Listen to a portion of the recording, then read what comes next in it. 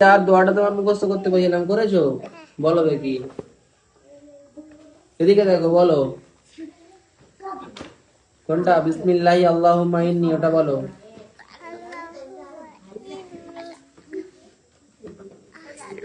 আসআলুকা না আউযু বিকা।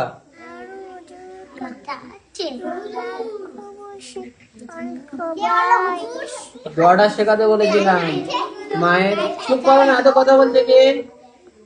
আলিশা, দোয়াটা শেখাতে বলেছিলাম তোমার মায়ের কিংবা আব্বাজিকে, শিখিয়েছো? সত্যি সত্যি শিখিয়েছো? মিথ্যে কথা বলোনি তো?